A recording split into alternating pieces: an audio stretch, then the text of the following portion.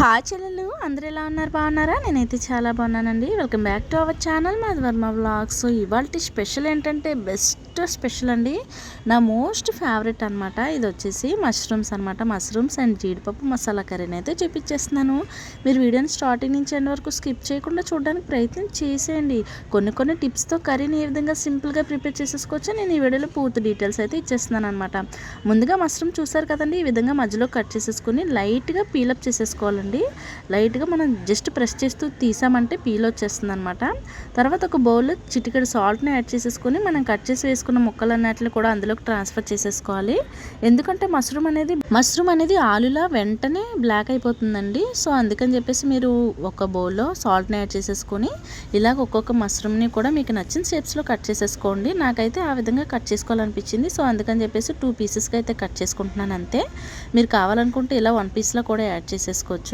So చూస్తున్నారు కదా, మీకు వీడియోలో అర్థమవడం కోసం నేను టోటల్గా కంప్లీట్గా అయితే చూపిస్తున్నానండి. ఒక్కొక్కటి కూడా పీలప్ చేసేసుకోవాలి. పీల్ తీయకపోతే ఏంటంటే మనకి ఆ స్మెల్ అనేది ఉంటుందండి, మట్టి వాసన అనేది చాలా ఎక్కువగా వచ్చేస్తుంది. నేను ఆల్రెడీ పీలప్ చేసేటప్పుడే మట్టి వాసన అనేది చాలా ఎక్కువగా వస్తుందండి. బట్ మనం కర్రీ ప్రిపేర్ చేసుకునేటప్పుడు అటువంటి ప్రాబ్లం ఏమి ఉండదు. సాల్ట్లో మనం ఆల్రెడీ డిప్ చేసి కడిగేసుకుంటున్నాం కదండి. సో నీట్గా మట్టి అంతా పోయేలా నీట్గా క్లీన్ చేసేసుకోవాలండి. ఎందుకంటే రఫ్ చేసుకుంటూ ఆ చేతితో జస్ట్ ప్రెస్ చేస్తూ ఈ విధంగా అయితే క్లీన్ చేసేసుకుంటే సరిపోతుంది. సో చూస్తున్నారు కదా వీడియోలో, అలాగే జస్ట్ ప్రెస్ చేసుకోండి.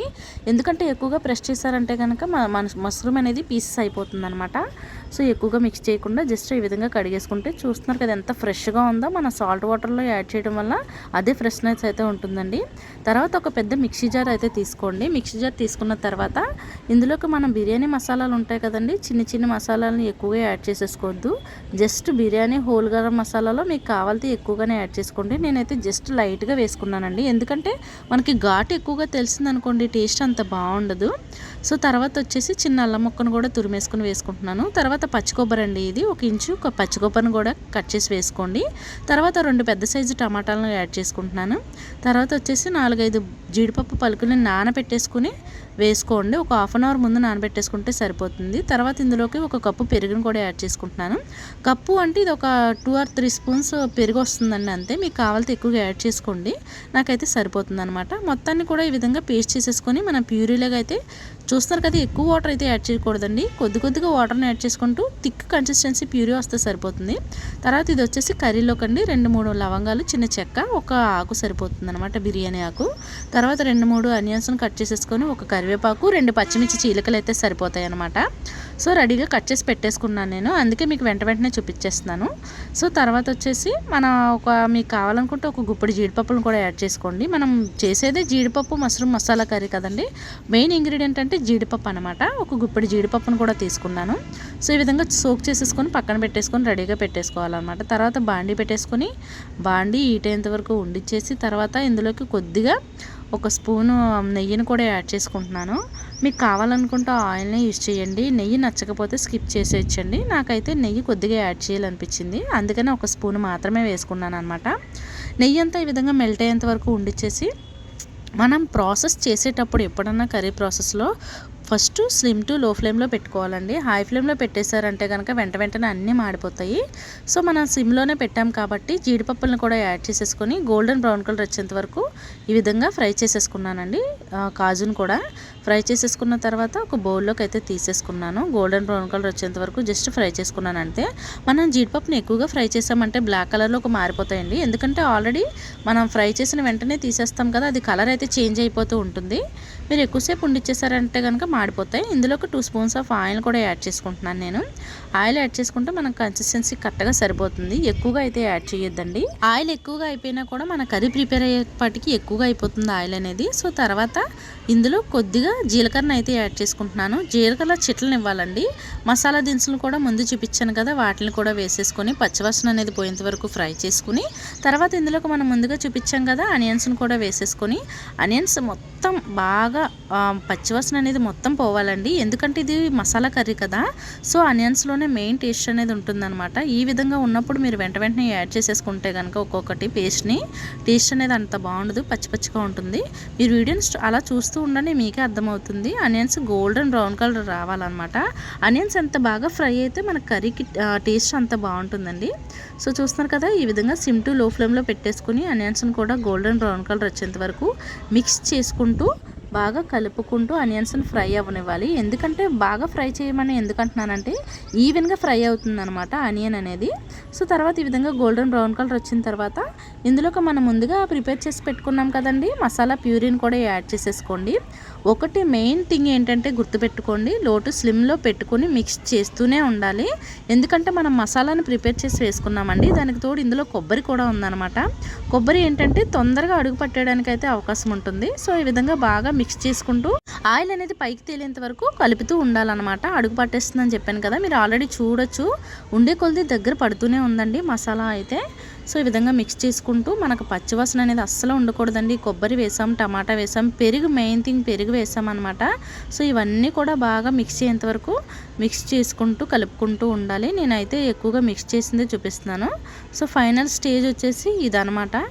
ఈ విధంగా ఈ ఆయిల్ పైకి తేలేంత వరకు మిక్స్ చేసుకున్న తర్వాత గరం మసాలా, ఒక spoon of chicken masala, so అదేవిధంగా ఒక స్పూన్ కారాన్ని కూడా యాడ్ చేసుకుంటున్నాను. కారం అయితే చూసి అడ్జస్ట్ చేసుకోండి, ఎందుకంటే బిర్యానీ మసాలాను కూడా యాడ్ చేసాం కదండి. బిర్యానీ మసాలా కొంచెం స్పైసెస్ ఎక్కువగా ఉంటుంది. సో అందుకని చెప్పేసి ఇక్కడైతే తెలియదండి, కొద్దిసేపు తర్వాత చూసి అడ్జస్ట్ చేసుకోండి.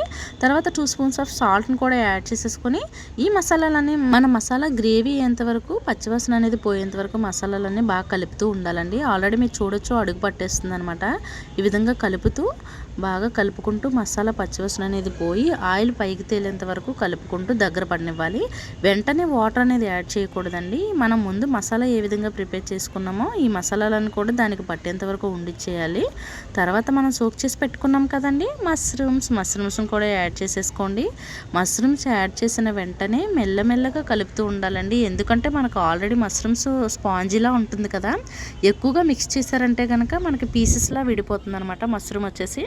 ఈ విధంగా సిమ్ టు లో ఫ్లేమ్లోనే పెట్టేసుకోండి, ఇంకా హై ఫ్లేమ్లోకి అయితే పెట్టద్దు. వాటర్ యాడ్ చేసుకున్న తర్వాత ఒక 5 మినిట్స్ లో ఫ్లేమ్లో, ఒక 5 మినిట్స్ హై ఫ్లేమ్లో పెట్టేసుకుని అప్పుడు మిక్స్ చేసుకుందాము. ముందుగా ఈ విధంగా మిక్స్ చేసి పెట్టుకున్న తర్వాత ముందుగా చూపించాను కదా 2 పచ్చిమిర్చి ఇక్కడ యాడ్ చేసుకోవాలి. కరివేపాకును కూడా ఇప్పుడే యాడ్ చేసుకోవాలి. ముందు యాడ్ చేసేసుకుంటే ఏంటంటే కర్రీ మన ఫ్రై అయినప్పుడు మెల్ట్ అయిపోతుంది అనమాట పచ్చిమిర్చి కరివేపాకు అనేది. సో తర్వాతే ఈ విధంగా యాడ్ చేసేసుకుంటే స్మెల్ ఉంటుందండి. బాబోయ్ చాలా బాగా వస్తుంది అనమాట స్మెల్. ఎంత బాగా వస్తుందంటే ఇంకా చెప్పనవసరం లేదు.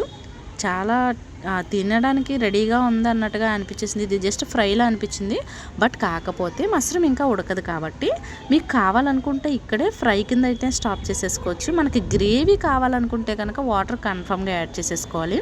ఒక 5 మినిట్స్ పాటు ఈ విధంగా ఆయిల్ అనేది పైకి తేలేంత వరకు ఉండిచ్చేసి మిక్స్ చేసుకుని ఇక్కడ ఎక్కువగా వాటర్ యాడ్ చేయాల్సిన అవసరం లేదండి. 1 గ్లాస్ వాటర్ యాడ్ చేస్తే సరిపోతుంది.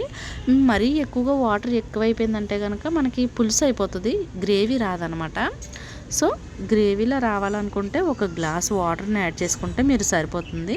సో చూస్తున్నారు కదా, నేను ఎక్కువ వాటర్ అయితే ఏమి యాడ్ చేయట్లేదు. కరెక్ట్గా కన్సిస్టెన్సీ వచ్చేసి 1 గ్లాస్ వాటర్ మాత్రమే. ఈ విధంగా మనం ఇప్పుడు హై ఫ్లేమ్లో పెట్టేసుకొని ఒక 5 మినిట్స్ పాటు మనం కర్రీని అయితే కుక్ అవనిస్తే కనుక మనకి మసాలా ఎంత బాగా వస్తుందో తెలుసా. అరోమా అయితే చాలా బాగుంటుందండి టేస్ట్. అది బాయిల్ అయ్యేటప్పుడు చాలా స్మెల్ అయితే వస్తుంది అనమాట బయటికి. మీకు కావాలనుకుంటే, మీరు తినాలనుకుంటే ఆమ్చూర్ని కూడా యాడ్ చేసేసుకోండి. ఆమ్చూర్ అంటే ఏంటనుకుంటున్నారు? టేస్టింగ్ సాల్ట్ అనమాట. నేనైతే ఇందులో ఎటువంటి టేస్టింగ్ సాల్ట్ని కూడా యాడ్ చేయలేదండి. న్యాచురల్గా అయితే చూపించాను మీకు. ఈ స్టైల్లో మీరు ప్రిపేర్ చేసుకున్నారంటే కనుక ఎప్పుడు ఇదే స్టైల్లో ప్రిపేర్ చేస్తారు, చాలా బాగుంటుంది. లాస్ట్లో వచ్చేసి మనం ఫ్రై చేసి పెట్టుకున్నాం కదండి నేతిలో, జీడిపప్పును కూడా యాడ్ చేసేసుకోండి. జీడిపప్పు ముందు యాడ్ చేయడం వల్ల ఏంటంటే కర్రీతో పాటు జీడిపప్పులు అనేది మెత్తగా అయిపోతుంది అనమాట. మనం లాస్ట్లో యాడ్ చేస్తే క్రంచీనెస్ అనేది, మనం కర్రీ తినేటప్పుడు క్రంచీనెస్ అనేది కన్ఫామ్గా తెలుస్తుంది అనమాట. సో ఫైనల్గా వచ్చేసి కొత్తిమీరని కూడా యాడ్ చేసేసుకుని మనం స్టవ్ ఆఫ్ చేసేసుకుంటే మన మష్రూమ్ జీడిపప్పు మసాలా కర్రీ అయితే రెడీ అయిపోతుంది. మీరు ఎప్పుడన్నా ప్రిపేర్ చేయకపోతే ప్లీజ్ నా కోసం ఒక్కసారి ప్రిపేర్ చేసి ట్రై చేసి చూడండి. మీకు ఎలా కుదిరిందో నాకు కన్ఫర్మ్గా కామెంట్ సెక్షన్లో కామెంట్ మాత్రం చేయడం మర్చిపోద్దండి. చాలామంది వీడియోస్ చూస్తున్నారు కానీ కామెంట్ చేయట్లేదు, సబ్స్క్రైబ్ చేసుకోవట్లేదు, అన్సబ్స్క్రైబ్ కూడా చేసేసుకుంటున్నారు. ప్లీజ్